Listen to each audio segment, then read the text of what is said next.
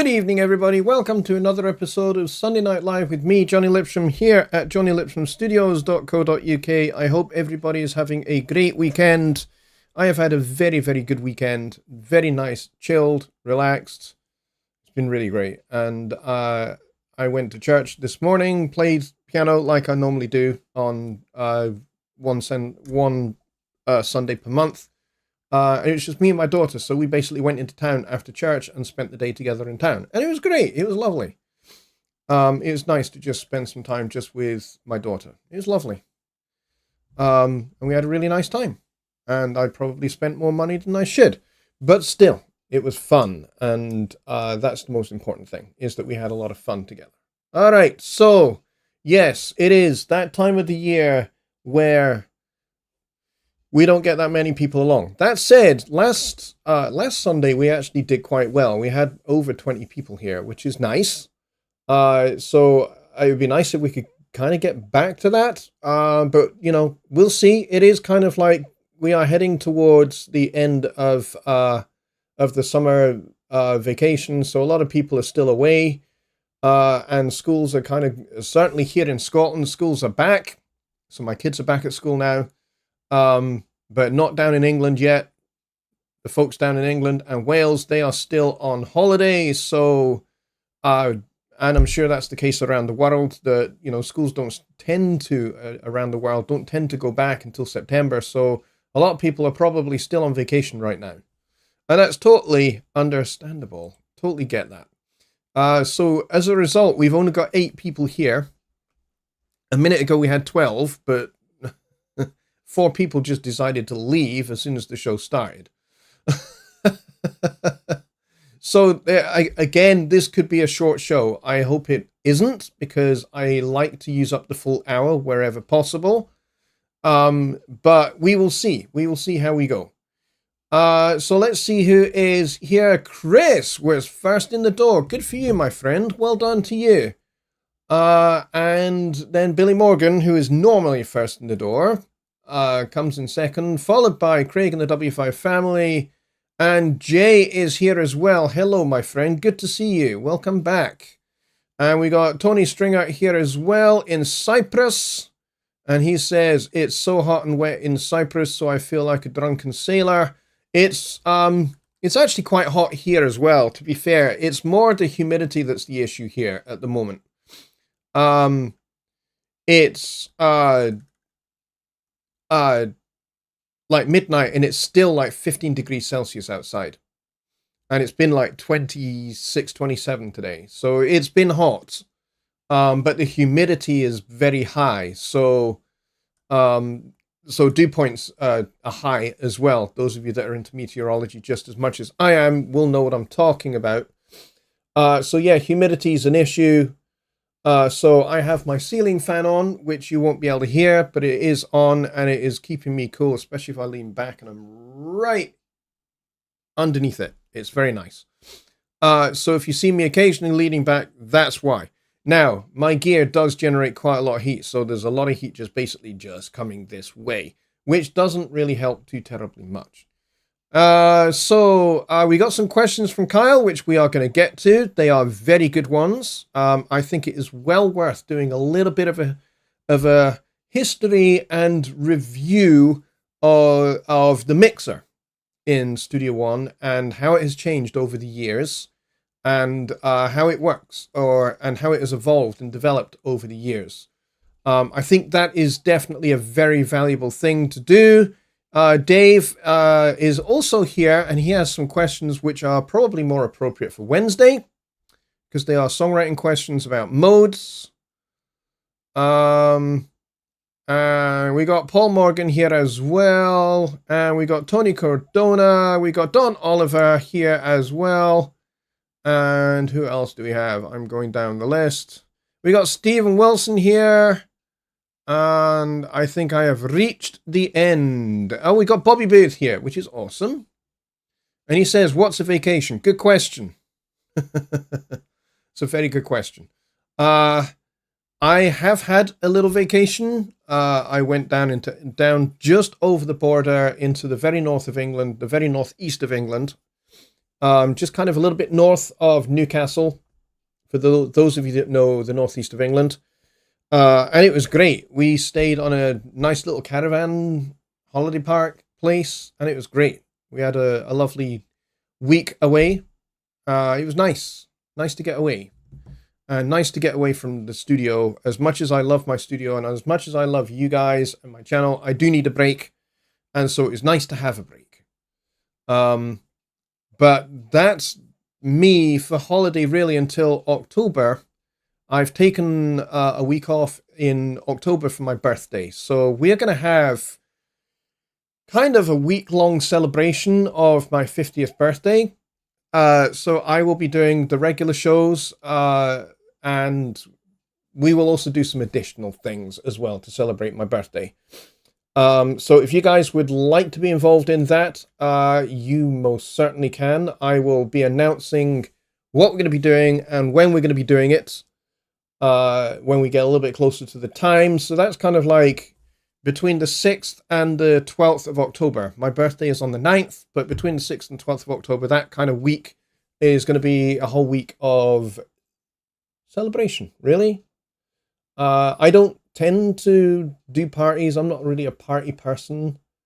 But, you know, I'd love to include all of you in celebrating my 50th birthday. So, and, you know, 50 is a decent milestone.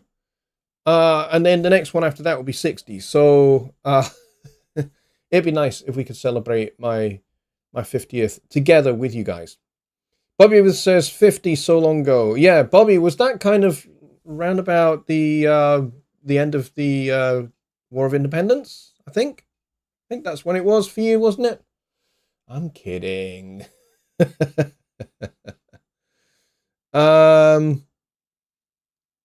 Chris says today is my birthday. Awesome. And you are born on the 24th of August, 1946. So you are a spring chicken, my friend. Dave says the 1812 war. Yeah. Bobby Booth, I think, was there during the Battle of Waterloo. I think he was an eyewitness to that event. So yeah, happy birthday to you, Chris. I hope you are having a marvelous day, and really, you probably shouldn't be spending your birthday here on my show, but I very, very much appreciate that you are here. I appreciate it a lot, mate. I appreciate all of you being here, but especially if it's your birthday and you're watching me instead for an hour. You guys are a very special bunch of people.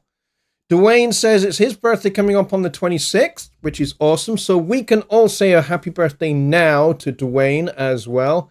In fact, you know what? Why don't we just like a very, very short burst of happy birthday for both Dwayne and Chris? Why not? You know, we could do it this way.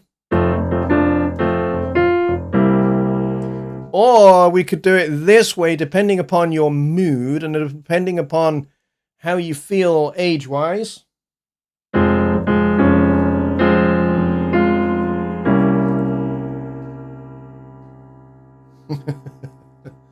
Because that's just a little bit darker. And as we get older, I suppose maybe kind of, you know, the whole idea of birthdays just kind of gets a little bit silly. I don't know. I mean, I was celebrating my 40th with a bit of a party. And then I didn't really do anything between 40 and 50, really, to celebrate any of my birthdays in between either. It was just like, it's my birthday. Okay. So I think whenever there was either a Wednesday or a Sunday show that coincided with my birthday, then I would be like, okay, let's kind of make it a little bit of a birthday celebration. But other than that, that's really all I've done. So for my actual 50th birthday coming up in October, going to make it a bit more of a bigger thing. I might live to regret that, but I only live once, so why not see it? And if I live to regret it, okay, it was too much for me. I got overwhelmed. We'll find out, won't we? All right, so let's take some questions. Now, we're going to start with You're born on the same day that Lennon was. Yes, I was. October 9th. I was born on the same day as Lennon and Lennon's son as well. Let's go back up to Kyle's questions. And he says, what is a bus and how is it used? What is an effects channel? What is an effects channel and how is it used? These are great questions. And so I think, as a result, I think maybe we should do a little bit of a history of both bus channels and effects channels in Studio One, because I think this will be informative for everybody. Now, I know a good number of you guys have been using Studio One for a very long time, and so Chris says, I'm catching up with you, Dave. Yeah, Dave is definitely a veteran of the Napoleonic Wars. There's no question about that. So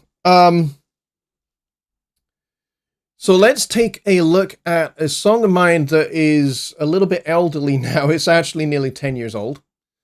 It's not far off that. Actually, no, it's not actually that close at all. It's 6 years old. Sorry, I'm getting my dates muddled up. This particular song is only 6 years old. Let's go over here. But I did this in Studio One. What was it in Studio One in 2019? It would be Studio One 4 is the version that I did this in. So let's talk about bus channels and effects channels and how they have all changed over the years, because they have changed a lot since I started using Studio One. I started using Studio One in 2013, 2014, and in that time, the mixer has changed enormously. And so what we're seeing here is Studio One 7, and this is how the mixer currently looks. But let's have a look at these bus channels. Bus channels are great. And actually, bus channels and how they work in Studio One is one of the things that drew me the most, that kind of won me over from Cubase into Studio One.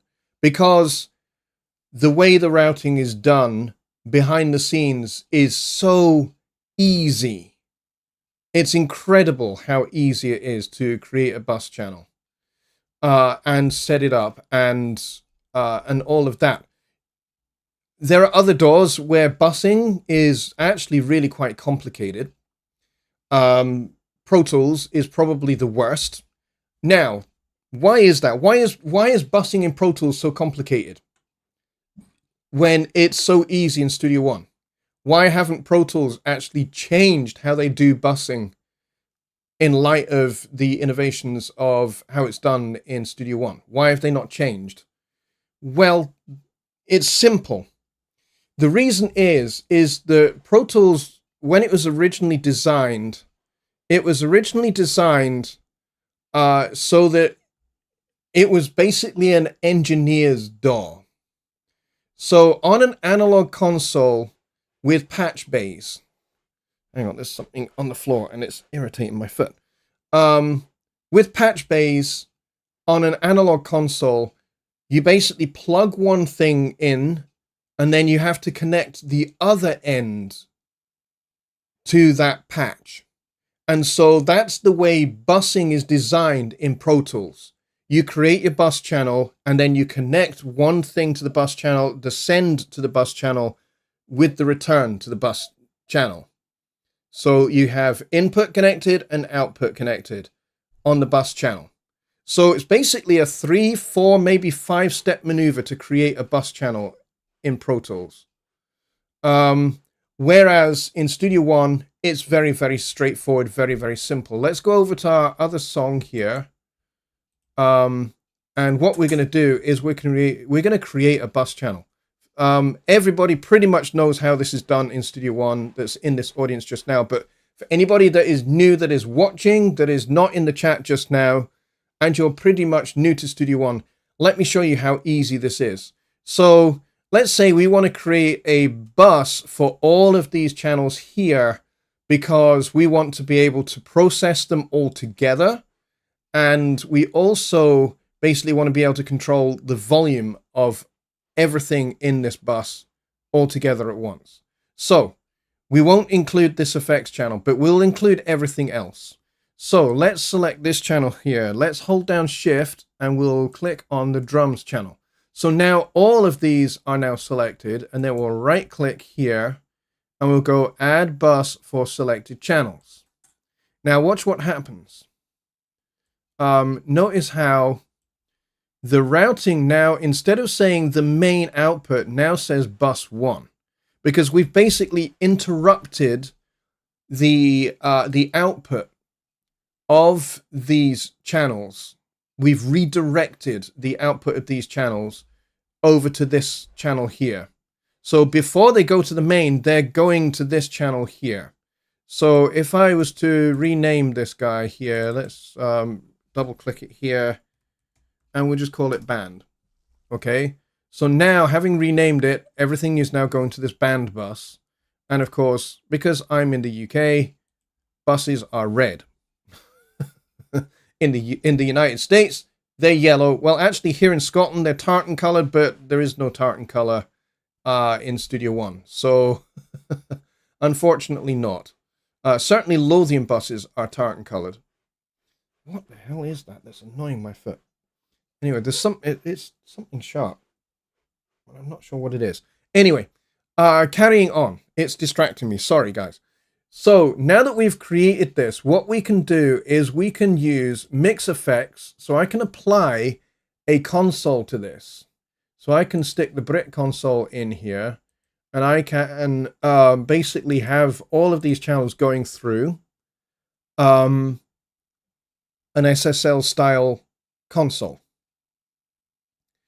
And then I can control drive, noise, crosstalk, character, harmonics, and it's in vintage style, which means it's emulating the E style console, the E4000, which is, by the way, the mixer that I learned how to mix on. So what this means is this console here, the Brit console, is basically replacing the default audio engine for Studio One for these channels, because this is on the bus. Okay, so Mix Effects plugins, they are designed for the buses and the main output. But what it means is everything that is summed to that bus is no longer using the default Studio One audio engine. It's using the Brit console instead. So the cool thing here is I can have my drums going through a Neve. I can have my vocals going through an SSL style console. I can have the horns going through the Alpine style console. I can have something else going through the tape machine, the porta-cassette tape machine thing. And basically I can have like 3 or 4 different console emulations going on at the same time. And each one of those is replacing the standard audio engine for Studio One. Okay, that's how they're designed to work. So it's basically affecting the audio at the engine level.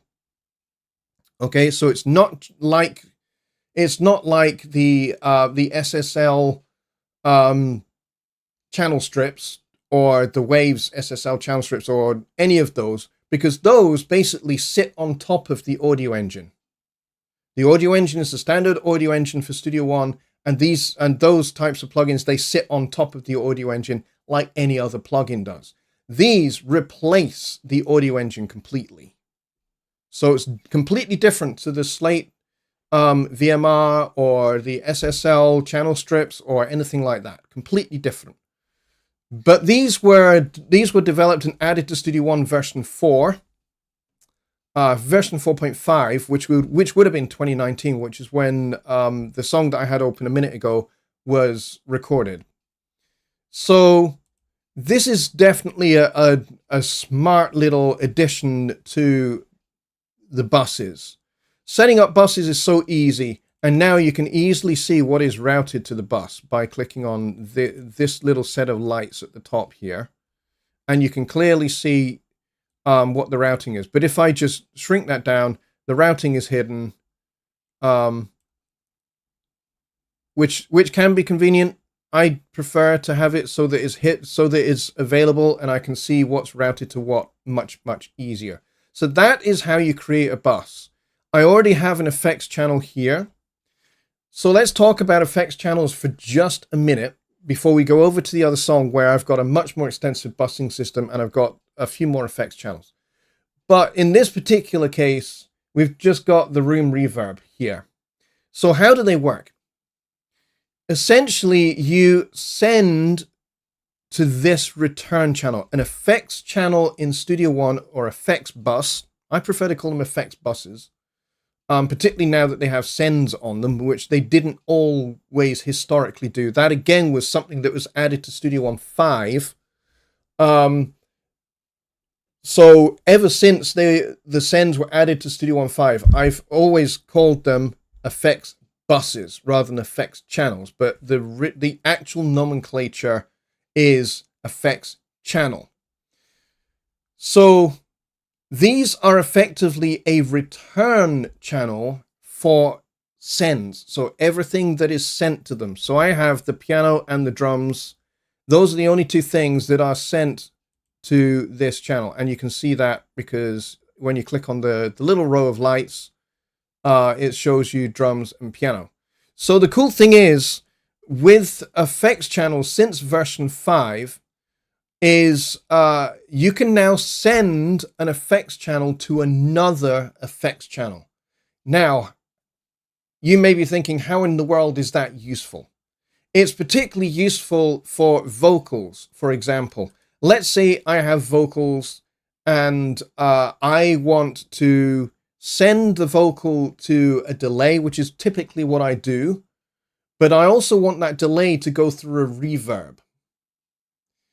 Before, you couldn't really do that because there was no way to send it, but I can send that now. I can add a send here, or I can create another effects channel by dragging and dropping a delay onto that channel. So I can go and grab, for example, analog delay and stuff that on there, and that opens that. And now I have another effects channel, which, of course, effects channels, I always label these white. You don't have to. You can do whatever you want to do. And then I can change this as well. So I go to other. I can make that effects. So I like the track icons. Not everybody likes the track or channel icons. I happen to like them. I didn't think I would, you know. When it was first suggested, hey, you know, a lot of former Logic users that are really used to these icons in Logic, and they would like to see them in Studio One, I was just like, aren't they a little bit of a gimmick, you know, kind of, you know, cutesy little graphics on a channel? Actually, I find them useful. I didn't think I would, but I do find them useful. Because I can easily see at a glance what channel is what just by looking at the little icon. I never thought I'd say that. I always thought, not sure about this. Doesn't this, you know, cheapen Studio One and make it like GarageBand? I have to confess, I think I was arrogant with that attitude, and I think I was wrong with that attitude. So I actually like them now. So going back to these effects channels, these are really great. So now I can send my reverb to a delay. In a vocal context, I would actually do this the other way around. I would actually have a delay effects channel and I would send that to a reverb, and then I can control the amount of reverb, the amount of delay that's being fed into that reverb, and I can get a nice balance between my reverb and my delay and my reverb for vocals. So I actually find this incredibly useful and incredibly helpful. But you'll notice there's no mix effects engine available for effects channels. It's only available for bus channels, just regular bus channels. So bus channels, really helpful. you are able to process a whole bunch of channels together, and that you're not sending to them like you are with an effects channel. You're not sending a copy. You're actually directly routing the audio from that channel directly to the bus. You're sending 100% of what's there to the bus, and then it goes from there to the main. So if you mute the bus, you mute the audio that's being routed to it. Whereas with effects channels, doesn't quite behave in that way at all, because you're sending a copy of the signal to the effect. So if you mute the effects channel, you're just muting the effects. You're not actually muting the audio of the channels.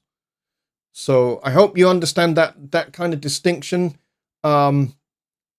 It can be a little confusing when you're first starting out how that kind of works, but it is something that you kind of get the hang of. The more you use Studio One, the more you try just muting things, unmuting things, you realize how it all works.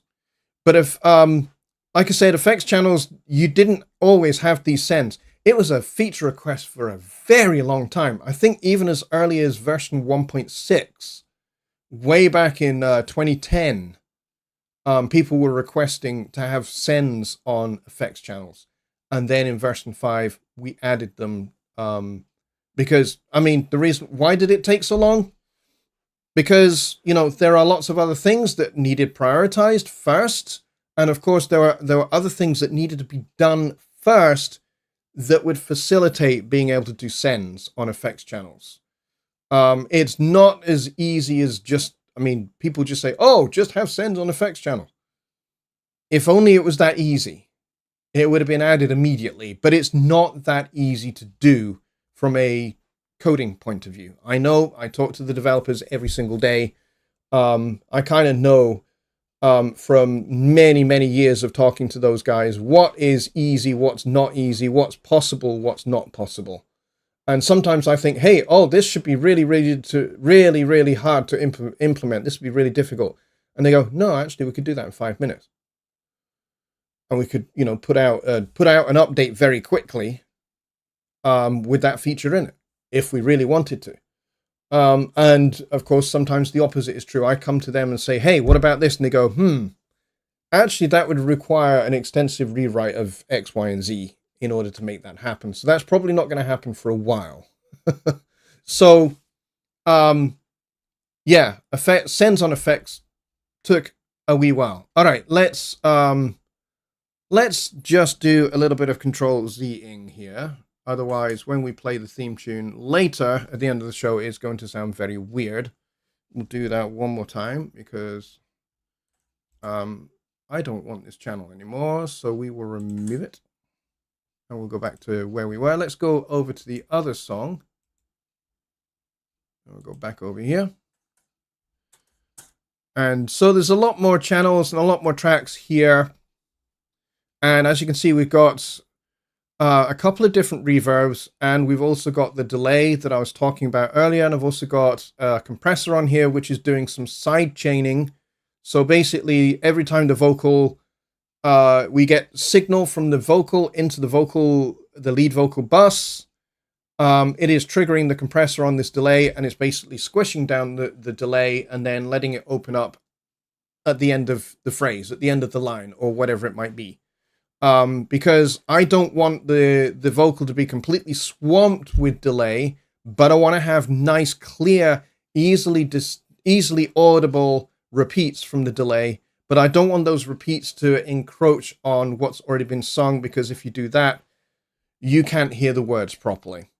So that's why I have that little sidechain thing set up here. And I've got the analog delay, and I've got an EQ after it. So some of you may be wondering, why do I have an EQ after an effect on an effects channel? Because you can see I've got this here with the room reverb as well, and the whole verb. Because quite often when you're mixing, you can end up with low mids and low build-up in your mix. And you kind of like, where's all that coming from? I've just been EQing all of those things, so how come I now have a low build-up? That doesn't make any sense. So oftentimes the reason for this is because it's actually building up in your effects channels, because your effects channels are sending to your effects after they've gone through their own effects on their own channels. So we've got EQ, we've got DS or Pro EQ, and a couple of fat channels here, and then we're being sent over here. Now we can get lots of low mid build up and things here when I have lots of different things sent. For example, this whole reverb, this has drums, cymbals, Hammond organ, 2 guitars, and the horns bus going to it. So that's a lot of different things. And so we can end up with a bit of low end build up. And this is why I always put an EQ in here. Now, some people refer to this as kind of a little bit like the Abbey Road reverb trick. Kind of is. I'm not really doing it exactly like the Abbey Road reverb trick. I do have a video on that I made. Oh, smacking the mic. That I made several years ago. I'm doing a little variation of that, and that is to put the EQ after the effect rather than before it. The actual Abbey Road reverb trick is to put the EQ filter before the reverb so that basically the lows and all of that are stripped out before it hits the reverb. Whereas I do it afterwards. I have the audio hitting the reverb and then hitting the EQ before going out to the main, and then we hear it without the lows in it. I think it doesn't matter which way you do it, whether you do the EQ first into the reverb or you EQ after the reverb. I don't think it makes a whole lot of difference. Some people will say it may sound different. To be honest, I've switched it around to see if I hear a difference. I don't really hear a difference. So if other people are hearing a difference, great. Do it whichever way you prefer. But this is just the way I do it, and it's a good way to just ensure that you are keeping your mix nice and clean and you are avoiding low, mid, and lows build up. And then, of course, I've got my busing system here for each of the different instrument groups that there are. So I've got lead vocals, there are 2 of these. I've got a vocal and a double. And then for backup vocals, we've got 3 of those going into it. And then horns, we've got trumpet, alto sax, tenor sax, trombone, baritone sax, classic soul horn section. And then I've got a solo guitar, and then I've got a couple of guitars going there. And then we've got Rhodes and Hammond going to this bus, and so on and so forth. Now, for other styles of music, I may also have parallel compression buses as well. In this particular song, I don't have that, but if I was doing something a bit more rocky, a bit more rock orientated, then yeah, I may well be doing parallel compression. And that's a whole nother subject for a whole nother show. Parallel compression is lots of fun. I don't do it a lot because I don't mix rock very often. In fact, it's quite rare for me to mix anything that's rock or EDM or pop or anything like that, where you would do a lot of parallel compression. I mostly do jazz, folk, and other acoustic musics. I don't really deal with an orchestra and stuff like that. So I don't really tend to deal with scenarios where I'm doing a lot of compression, let alone parallel compression. So that is a little whistle-stop tour on buses, how to make them, how to set them up, and what you can use them for. Now, you can use buses for many different things. You don't just have to use them the way that I've showed you for basically processing groups by instrument type. That's the best way. As far as I'm concerned, that's the best way to use buses in Studio One, because it means you're doing a lot more processing at this end of the mix than you are at this end of the mix. As you can see here, all these channels here have nothing on them. The lead vocal has just a little bit of EQ. The solo guitar has its own little effects chain. It's got Ampere, beat delay, Pro EQ, and it's got its own little room reverb, because it's a separate reverb setting to everything else, which is why I've got it as a plugin. And yeah, so on and so forth. And then I do the bulk of my processing, as you can see here, with fat channels. The vocals are getting the most processing. And then these guys are just getting what they need. So in the case of the keys, really all they're getting is a little high pass and a little low mids cut. And that's about it, really. The guitars are just getting a little bit of compression. And actually, really, they're hardly getting any compression. Just literally just being tapped down a wee bit. And then the guitar solo has a little bit of the FET comp. And this is really only doing about 3 dB of compression, to be honest. But I like the FET, particularly in this particular case, because it's quite fast and it's quite aggressive, and it adds a little bit of aggression to the sound. So there we go. Let's see.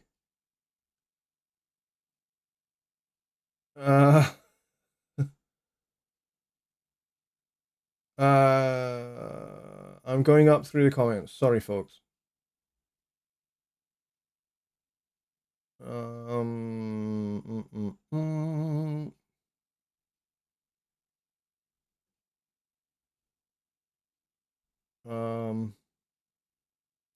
Chris Maragna says, anything on auditioning song files? Yeah, it's not a feature in Studio One right now.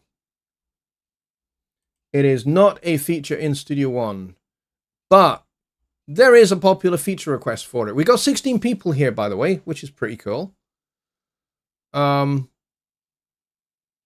So no, that is not a thing at the moment. Dave says, aside from Splice, are there other sound sets for Impact? Yes, there are sound sets for Impact. But they are all pretty much inside Impact already. You can get extra things, like you can get some stuff from the PreSonus Exchange. You might find that there are some Impact presets there. Jonny Gibe has a bunch of them.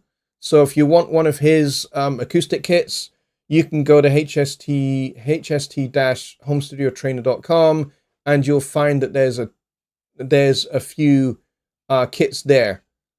He's got some very nice ones, actually,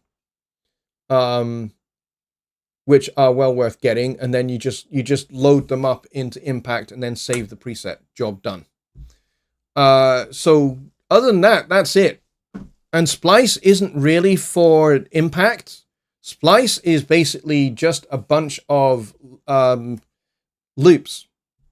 It's loops and it's sound files that aren't necessarily loops, but they're sound files nonetheless, for a whole range of styles of music, a whole range of scenarios. For example, I did, for one of the Halloween challenges, I did Bagpipe Murder, which I think you guys may be familiar with. And in order to make that song work, I actually got a bunch of sound effects from Splice, which I'll show you here. So, and these are all going to a bus called Effects Bus. So if I solo this bus and then we close the mixer and we go down, you'll see all of these. So if I play this from the start, oh, that one is muted. Let's go back to the beginning.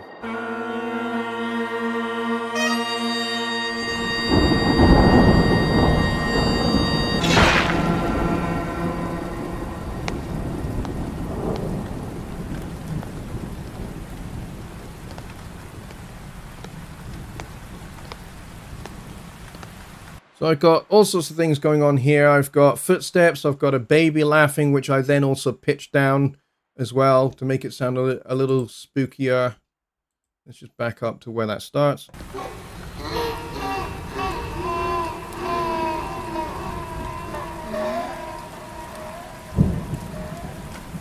And we've got this thunderstorm that goes on throughout it. We've got various footsteps. And then at the end here,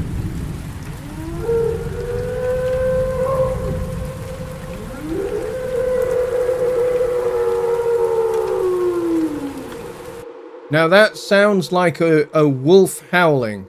It's actually not. It's a scream that I pitched down a whole octave. And then we got this sinister laugh, which, by the way, the sinister laugh is actually me.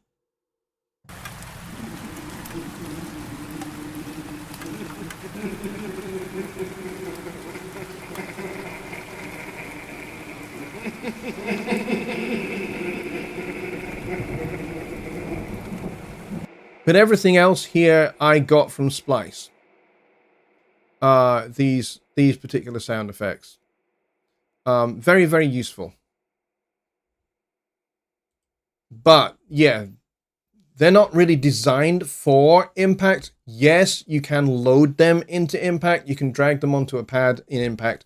You can build a kit out of things that you grab from Splice and save that as a preset.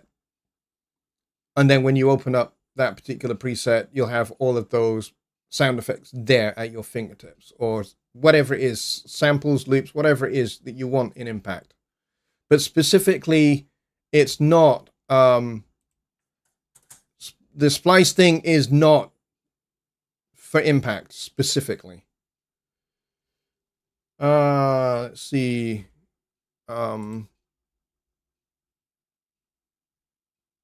Kyle says, someone did a test. EQ before and after did not make a difference. Yeah, I didn't think it would. But technically, the Abbey Road trick is you EQ into the reverb. All right, let's go back up. Oh, Billy says Studio One 7 was released on your birthday, your 49th, I think. Yes, that is correct. Yes, it was. Studio One 7 was launched last October, on my birthday, which is a very nice thing of the Presonus crew to do. And I told them that at the time. I said, hey, I really appreciate you tying in the release date with my birthday. That was very cool. I did enjoy that. Dave says, I doubt many folks use Pipeline here, but it's cool for final mixing.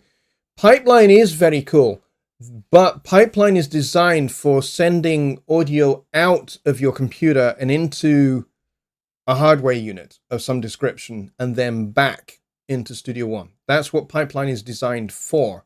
So, for example, if you have a tape machine or you have a hardware compressor, like an actual LA2A or an actual 1176 compressor hardware unit in your rack somewhere, you can take the audio out from Studio One from an output on your interface into that compressor, whatever it is, or reverb, whatever it is, and then you can bring it back in through an input on your interface, and you can use Pipeline to basically join the two things together. That's what Pipeline is designed for. So otherwise it won't do anything. If you don't have hardware for it to go to, it won't do anything.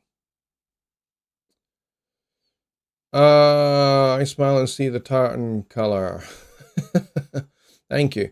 Dwayne says, what is the pass-through on the mix effects? Pass-through is very cool. It basically allows the audio to basically pass through, and actually, I need to take a quick look and double check what I'm about to tell you to make sure that what I'm telling you is actually true. Give me 1 second, because I want to be absolutely sure. I'm actually going to go and find my original documentation for this. Hang on.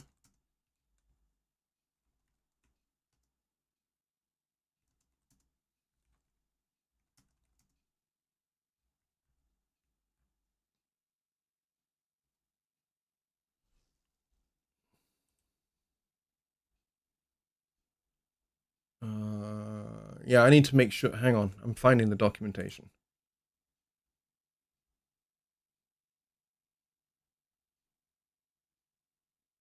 Okay, I found it. I found the document. Pass-through mode controls whether the effects settings are applied to an individual source in addition to the bus. When pass-through is on, the mix effects affects all connected source channels, allowing you to apply analog style, drive, noise, yada, yada, yada, and crosstalk to your entire mix simultaneously. When pass-through is off, the effect only processes the signals on the bus itself. Okay, so when it's on, it is affecting all the connected source channels. So for example, when you have crosstalk on and you have pass-through on, then crosstalk will basically affect all of the source channels that are going to that bus. If pass-through is off, then the settings that you have on that mix effects plugin will only affect the bus channel itself. It won't affect all that is going to that bus. Okay? I hope you understand that. It's a little complicated to explain. I'm just scrolling down the document to see if there's a better way to explain this. So the Mix Effects Engine plugin, often placed on a bus, processes the audio of every individual track that feeds into that bus. This provides an overall unified analog emulation of the entire mix or submix, and that's with pass-through on. With pass-through off, the Mix Effects plugin only processes the audio on the bus where it is inserted. The individual source tracks remain untouched by the effects parameters. All right? So that's kind of how it works. I hope I've explained that adequately, because it's a little bit complicated. And if you like, Dwayne, I can link you to. If you drop me an email, I will send you all that documentation so you can read it for yourself and hopefully understand it a bit better, seeing it in print rather than hearing me kind of read it and try and get it right for you. So I hope that helps. But like I said, if you would like the documentation, Dwayne, drop me an email and I can get that to you. All right, we got 10 minutes left. Kyle says, Pipeline allows you to treat a piece of external gear as if it were a plug-in. Yes, that's exactly what it does. So you can send audio outside of your computer into that piece of hardware and then back in as if it's a plug-in. Because basically Pipeline is the plugin that controls the parameters of your hardware device. Dwayne says, okay, thanks for that understanding on the pass-through. I understand. Yeah, I wanted to try and make sure I got that right, because as soon as I started, I was just like, I could get this wrong, and I don't want to do that. So, so I wanted to make sure that I got this right. So that's why I went back to try and find my original documentation from way back in the day, because I mean the Mix Effects Engine stuff came in I think 2017, and so that documentation's a little old. It took me a few seconds there to find it, but yeah, I can certainly send you that documentation if you drop me an email, and I'll try not to forget. I promise. Billy says, the little lights top right of the channel faders indicate if that channel is affected by mix effects. That is correct. Yeah, those indicators are really great, so that you know what's being affected by what. So if something is going to a bus or has Mix Effects Engine stuff on them or not. Okay, we got any other questions, folks? this is a good show. You guys have asked some really good ones. We've got Keith from Radio Top Frumpet here as well, which is cool. He will very shortly be starting up his next season of broadcasts. So if you want to get involved in that, go and check out his channel and make sure you're subscribed so that when his next bunch of broadcasts start, you'll not miss them. So if you don't know who Keith is, you don't know what Radio Top Frumpet is all about. Basically, what he does is he plays music created by people who use Studio One. So basically, people from this community, from the Studio One Pro Plus community. So he's got all of my stuff. He's got a whole bunch of other people's stuff, which he has in rotation. So if you want to get your songs played on his radio station, then reach out to him. That's the best thing I can recommend. And it starts on September the 18th. So I highly recommend you, if you want your music to be played on a YouTube radio station, then that is the way to do it. It's going to be good. I've had my tunes played on his channel. And it's good, and he's very entertaining. Dave says, I'm thinking pass-through is kind of like sidechain thing. Not quite. It's a little bit different. Sidechaining is a different thing. Sidechaining is where you have the source of one channel affecting another channel. That's what sidechaining does. For example, sidechaining a kick drum to a bass. So whenever the bass plays, it triggers a compressor on the kick drum channel, for example. So that's not really the same thing as pass-through. But I can see exactly why you would think that. And Billy Morgan has provided a link to Radio Top Frumpet, which is right there. So go get yourselves subscribed. He will be very, very grateful if you did, and I would be grateful if you did too. So please do that. All right, so I am not seeing any more questions, and we've got 5 minutes left. Yeah, Keith says, send me $1 million. Yeah, I've just done some advertising for you, Keith, so I think you need to send me the $1 million. I'm kidding. I'm kidding. Especially with the way the exchange rate is at the moment for the US dollar. Not interested in $1 million. I would lose a lot in the conversion. That's for sure. Anyway, that's us. I'm going to call it. Unless anybody has a question. And Kyle is going to give me more questions next week. Which is great. Thank you. Okay. All right, yeah, we'll call it there, folks. Thank you very much for joining me tonight on this episode of Sunday Night Live, where it is 13 degrees Celsius outside at 1 o'clock in the morning, and in the studio it is 34 degrees. So it's like pretty much just over twice as hot in here as it is outside. Thank you very much, everybody, and I will see you all on Wednesday for Songwriting Simplified, where we will talk about the kind of things that Dave wanted us to talk about this on this show. So we will talk about modes and things like that. We kind of did modes last week, but I'm happy to revisit modes a little bit more and maybe even talk about the modes that most people don't use.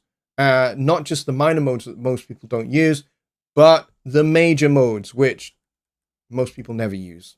So we will talk about those. Because there are major modes, there are minor modes, and one is much more common than the other, but they are all really useful for things like improvisation. So I highly recommend that you at least, take a look at them. Some of them are a little bit weird.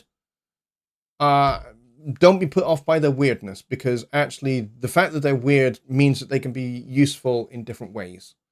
So we will talk about that on Wednesday. So if you are interested in how you can make music using different modes of different kinds and different types, and maybe we'll even include some modes that are not Western, if you're interested in those as well. We can talk about those on successive Songwriting Simplified shows as well.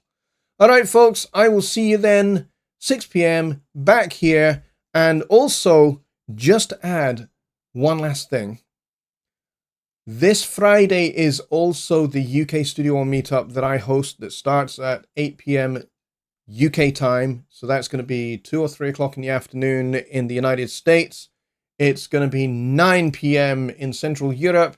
It's going to be breakfast time in Australia and New Zealand. So if you guys are in Australia and New Zealand and you're having your cornflakes, you can come hang out with us for a wee bit before you go to work as well. So if you guys are up for that, then I will see you back here on Friday. I have a fridge full of beers for that on Friday as well. So yeah, you get to see a lot of me this week because we have this show and then we have Wednesday for Songwriting Simplified. And then we are back on Friday for the Studio One meetup. So if you want to talk more Studio One technical stuff like bus channels and effects channels and all that kind of stuff, and also, what you would like to see added to Studio One in the future, we can talk about that on Friday as well. All right, folks, good night. See you then.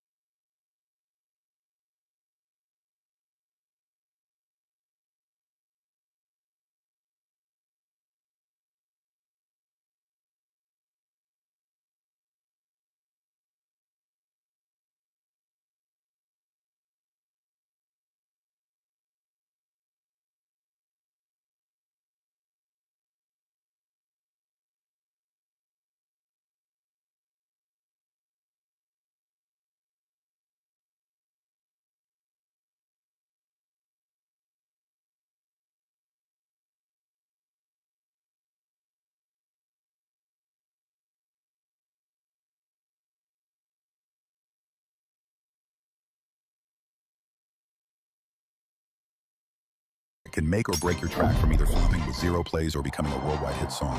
Spotify's internal research. According to a federal judge's opinion,